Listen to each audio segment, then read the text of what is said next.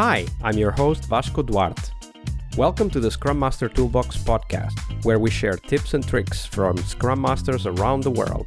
Every day, we bring you inspiring answers to important questions that all Scrum Masters face day after day.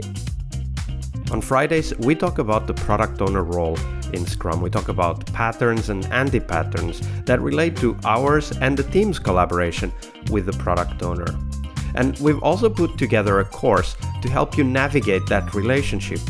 There's 18 modules, nearly 8 hours of tools, techniques, videos, handouts, presentations you can use to help you and your team work better with your product owner. The course is available at bit.ly/coachyourPO. All lowercase, all one word. That's bit.ly/coachyourPO. And now, on to the show, the Product Owner Show. Hello, everybody. Welcome to our PO and TGIF episode this week with Samet Ulutas. Hi, Samet. Welcome back. Hi, Vasco. So, Samet, on Fridays, we talk about the product owner because, of course, the partnership we have with the product owner is critical for the success of the team and the product owner and our own success. So we'll dive into that right now. And to get us started, we want to hear the horror story. What might have been, Samet, the worst product owner anti-pattern you've witnessed in your career? Describe that for us. There was a product owner who wasn't willing to be a PO, but forced to be. From day one, he just became a secretary and waited for the response from others. He never assessed the backlog items, never tried to prioritize them. He just asked the team members to prioritize the backlog. He didn't know the details.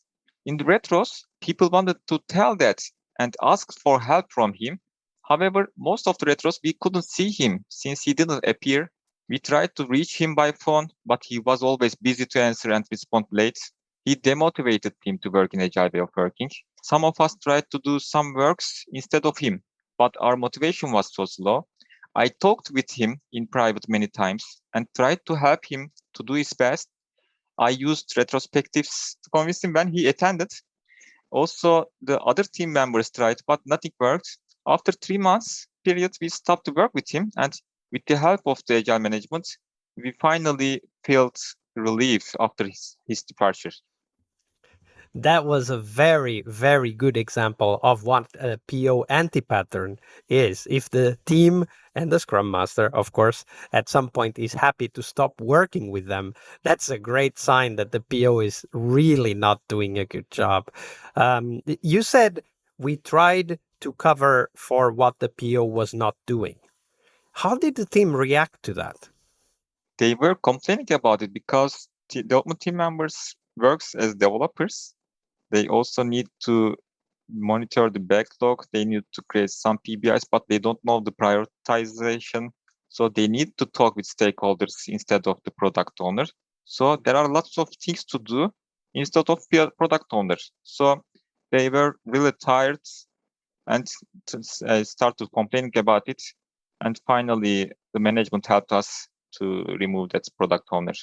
Yeah, and that's a great point, is that the product owner does a lot of work that the team doesn't see. So when the PO stops doing that work, the team starts to understand the amount of work that goes into the product owner tools, right? Like the backlog, the product backlog items, stakeholder alignment meetings, customer escalations, market research. There's a lot of things that go into the PO role that if the team has to do it, of course, they will mostly fail or do only a very small part of all of that.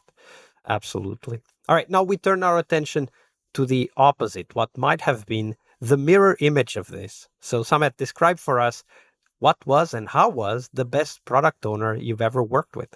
Our former PO was a great product owner because she memorizes every item in the backlog by heart. She always kept the backlog prioritized. She had a great communication skills and had a huge good network in the organization, which helped us to move really fast. She was powerful to make decisions. She could convince people easily in terms of doing the right things. And she was available for team Once we need her even out of the regular hours. Once she was assigned to our team, she immediately did one-on-ones with us and our entire core stakeholders. She prepared an initial backlog, prioritized that. She created the regular grooming sessions. She used the techniques such as impact mapping and user store mapping to show us the bigger picture we were going to deal with. Then, once we began to work, showed us and stakeholders the progress transparently. If the team members had a problem about making a decision, she was there for us to help.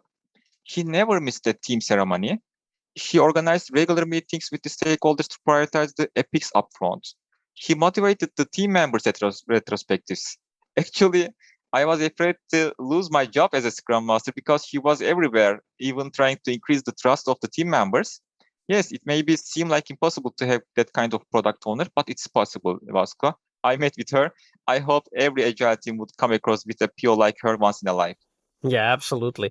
One of the things that we very often talk about here on the podcast is the need to strike that great partnership with the product owner. Describe for us, how did it work? Like, how did that partnership work between you and the product owner? Actually, once there is a great partnership happens, she helps me as a Scrum Master. I help her as a product owner. And so it really increases our effectiveness for our agile team. And it really creates a great aura in our team. So everyone is willing to add some value to the team effectiveness. It felt really great for me for that kind of periods. Absolutely. It's almost as if when their great partnership is there, it's almost as if the PO and the Scrum Master are finishing each other's sentences, right? Like, we know what's coming next. As you said, you were even afraid of losing your job because she was always there, right? Yeah. And I think that's a great example of a partnership that is working really well when the product owner is also contributing to the trust between team members, to the team members being able to come to her, as you said, even outside regular hours and ask questions. I think that's a great example of an awesome product owner. Yeah, it's quite great. So, Samet, unfortunately, we're getting close to the end. But before we do go, where can we find out more about you and the work that you're doing? You can find out me on LinkedIn, Vasco.